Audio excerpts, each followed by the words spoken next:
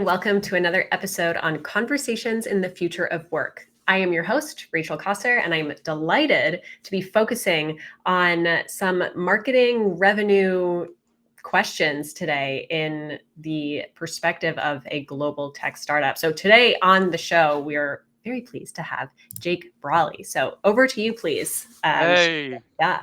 thanks, Rachel. And good to see you again. Thank you for having me here. Happy to be here. Awesome. You want to share just a little bit about your background, bio, like where it is that you're coming from today? Absolutely. Yeah, where is it that I am? So I'm at a company called Crisp. Crisp is basically pioneered software-based noise cancellation using AI models and have extended that beyond to new technologies that we're excited about, including meeting assistant technology. For call centers, we have an accent localization. So I've been here for about a year and a half, and I currently head up all of our customer-facing and revenue functions. So that's marketing, sales, success. Um, Before Crisp, I've spent most of my career in various stage startups from big to small. I definitely prefer earlier stage where there's a lot of opportunity to create and build. That's kind of my forte and my passion and interest in a variety of different marketing and go-to-market roles. But I would say the common theme across all of them is it's revenue focused. So it's marketing for revenue, it's go-to-market for revenue. That's the objective at the end of the day. So that's really where I'm focused, what I've done in Awesome. my I career. gotta say, yeah, Crisp was one of the first AI tools that I ever used. Oh, wow. Yeah, Yeah, this was before AI was cool, right? And there was all sorts of buzz. totally. Yeah, I mean, because we founded Virtual Sapiens like 4 years ago, and pretty early on in that journey, I discovered Crisp, and we use it, and it's a really amazing technology. It's been fascinating to see how the company's evolved. Yes. So I'm excited to get into some questions. So first up, and again focusing on that marketing aspect of your career, like how have you found that marketing itself as a function has evolved over the past few years? Yeah, that's a really good question. I mean, it's evolved in a lot of different ways. I think for me, the most tangible change that I've seen over the last many years is what I think of as like the collapsing of the traditional funnel. Where, Mm. you think about the traditional linear buyer's journey, and we all know that that's not a linear journey, and especially now with all of the different avenues that prospects and customers have to evaluate new technology and new vendors. So that's definitely been a change just in terms of the channels and the noise and how you kind of reach your core buyers. Um, but I think this idea too in marketing of your target audience is also changing. Um, the term that is often used now, you'll hear ICP, your ideal customer profile, which I make a distinction between that at the account level and a persona profile. But an ICP exercise used to be not too many years ago, like, okay, what are the attributes that make an attractive account? And that was an exercise you do maybe annually if you did it well. Really, that's not enough anymore. If things are changing so rapidly, if you have new products that you're introducing into market, that ICP is almost like dynamic ICP. It's always evolving and always changing. And I think that for me has been one of the core changes as well. But the Mm. collapsing of the funnel and winning group called Winning by Design has pioneered some thinking around the new funnel that they call a bow tie. I don't know if you've seen the bow tie, but it's Yeah. kind of on the left side of the bow tie is top of funnel, traditional you would think about lead gen, demand gen into an opportunity. Closed one is in the middle of the bow tie. And then on the right side of the bow tie is all of the things that you have to do with a subscription business to drive adoption, success, expansion, advocacy, all of those things. And so that's what I mean when I say like the collapsing of the bow tie. I definitely think it's a real thing. Right, because in that sense, the journey as a subscription-based business is so ongoing and continuous, right? Like the traditional funnel almost illustrates that, like once you have them, you've got them, which That's is right. the Yeah. case. In goes the top of funnel and out, and that's it. Yeah. This is subscription businesses aren't like that. And especially with product led growth businesses and all of the different options that consumers and buyers have today, that's really a fundamental change. And what that's meant for marketing, and I've certainly felt this, and part of my transition at Crisp was from CMO to CRO. I actually came in to head up marketing, Right. and then a year later expanded that into picking up the revenue functions. But for me, in some ways, there's not a lot of difference there, because marketing, based on all the factors we just talked about, is really now being asked to do much more direct revenue impact and revenue generation, versus what used to be lead gen, awareness, uh, brand equity, all of those things. Still very important, but today, especially with B2B enterprise technology, a marketer has to be focused on revenue. Right. And is that partly because so much more of the buyer's journey is happening before they have a conversation with like a business development rep, for Part of example? it is, yeah, part of it is. I think like 70% of research is now done right before you even talk to a rep, but it's also that bow tie effect as well, right? It's not marketing's job is not and should never have been for a subscription business ending once the lead is passed to sales, and then Right. what will happen? Will happen.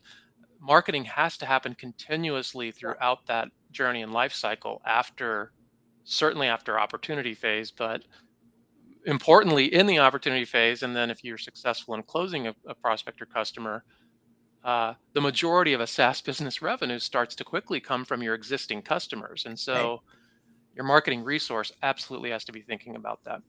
Right. Absolutely. That's fascinating. And in terms of like messaging in particular, like across across the journey, like what are the most powerful ways humans can like, and I say humans specifically I because saw that. Yeah. you know we have a question later that's relevant to the AI piece, but like what are some ways that people can make sure that their messages are cutting across the noise? In some ways, I don't know if this question was designed for Crisp as well, but of course, we in digital voice communication, voice matters. And as you know very well, it's not just voice, it's presence and communication. That's the foundation of business. And more communication is happening through this format and not through written format, email and text and other methods. So I think part of that is using new modalities beyond traditional modalities of communication. Mm, But with generative AI and what's happening now within the industry, I think authenticity and really making sure that you have a unique and distinct voice is the way that you'll stand out. mhm, Um, you know, uh, it's not terribly hard to identify when you have a packaged or canned message.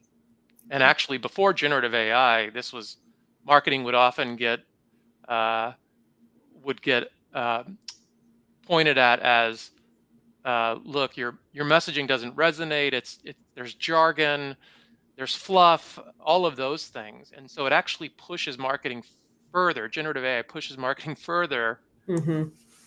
where they were already being pushed to cut the fluff, cut the jargon, be authentic, and have a unique and distinct voice in this world of generative AI. It's just become more important. Right. And in that sense, it's like really developing that brand identity or that brand You're voice correct. over time, over consistent content creation, right? Yeah, I love the term you use, brand identity, because I would have thought all of this ultimately ladders up to brand equity, and it's also a big point of differentiation. Your voice, your brand's voice, your identity, the way you show up, the authenticity can be a massive differentiator versus a direct competitor that doesn't really have that. Right. Yeah. No, that's so good to keep in mind. And speaking like specifically about that AI content piece and distinguishing it from like real human content, we touched on it a little bit in the last question, but anything else that you'd kind of say in terms of distinguishing that human to AI? Like, I'm not a big believer today in generative AI creating marketing content, marketing communications. I am a big believer in leveraging generative AI, um, for to refine, to evolve, Yeah. to generate new concepts. But ultimately, I don't think the human marketer, just like humans in other areas of important functions, are going to go away because of generative AI. I just think um, it's an important assistant to do some of the things that you can't do by yourself as well, which is getting different perspectives, getting different Mhm. approaches, different ideas. And so I use generative AI probably the most for that and across marketing functions today. Right. Yeah, I've found it's one of the funny things that I notice is like the overuse of like very like specific words that are like a little bit too like almost like highbrow sounding. Yes. And it's funny because I saw that early on when I was experimenting with the tool, and like now I'll notice it sometimes in other people's content, and I think it speaks to your point of authenticity. Like, no one is really going to be using those words No. in something that they're trying to like again cut across the noise and connect with the people on the other end, right? Totally. And there's a tool called Jasper you're probably familiar Yeah. with, and they were one of the earlier prompt engineers behind some of this, and they've got some good templates. One of which is like, you know, explain this to a third grader or a second grader, and that's helpful also. But at the same time, it still loses that aspect of uniqueness and authenticity because it is a pretty canned approach, and Right. that might evolve over time. But that's the way the state of generative AI today. Yeah, absolutely. And then like looking ahead, whether it's for Crisp specifically or just in your own body of work and what you're keeping tabs on, like what are you most excited about when it comes to AI and meeting intelligence specifically? I mean, look, the reason I joined CRISP is because I was very excited, not just about the magical pioneering work that they had done in AI-based noise cancellation, which you're familiar with, but in the roadmap, and really the higher order vision and mission around making uh, work-related communication more productive, more effective. And that to me is really exciting because there's so much opportunity there. Yeah. And you know this, part of the reason I found you is because I thought it was such a compelling piece of communication. As you know, so much happens in nonverbal Right. communication, and more communication is happening that way, that it's just really important that we're leveraging all this technology to help us connect better as humans. Mhm. And if we do that, we get better outcomes and better productivity, better collaboration, and all the things we care about, certainly in the work world, for sure. Yeah, totally. And I think, one thing that we've really been working on at Virtual Sapiens to that effect is like the fine line between using AI and technology to help amplify and enhance that very human connection without it being an added layer of distraction, Yes, can't be obtrusive. right? Yeah. Anything you've learned to that effect since your time at Crisp? Because I feel like Crisp does this really well. Chris does this really well, and this is actually the fascinating part about the technology approach in architecture. If I'm on a Zoom call or a Teams call or this call, which is happening right now, Crisp is operating without any integration in those platforms, Mhm. no obtrusive bots that are showing up on the call. And that's really an approach of our architecture, which integrates at the operating system level. This is a technical discussion, but the net result is I'm not having like, 20 bots on a call and feeling like all of this obtrusiveness is happening. It's happening silently and seamlessly, Yeah. which is really where magical technology, that's the magic that people feel when they feel that with technology, is that it's just happening. Yeah. um, Totally. and and so that to me, I think, is what I'm most excited about with meeting intelligence and all of the intelligence around workplace productivity and AI. Right. Yeah. Like it's like the channel becomes an extension of the human versus something that's like obstructing connection. Yeah, that's a good way to think about it. You hear the term assistant, co-pilot. There's so many. It implies that there's this other entity, and Yeah. I think the way that you're describing it is where we'll eventually get to, where it's really an extension of Mhm. of you as a human, and not a not an other entity. Right.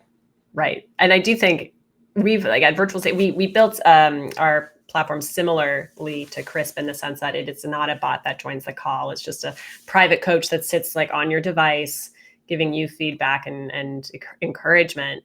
Um, and the bot game, it'll be really interesting to see where that goes Yeah. because a lot of these platforms are also just integrating a lot of these features directly within their platform.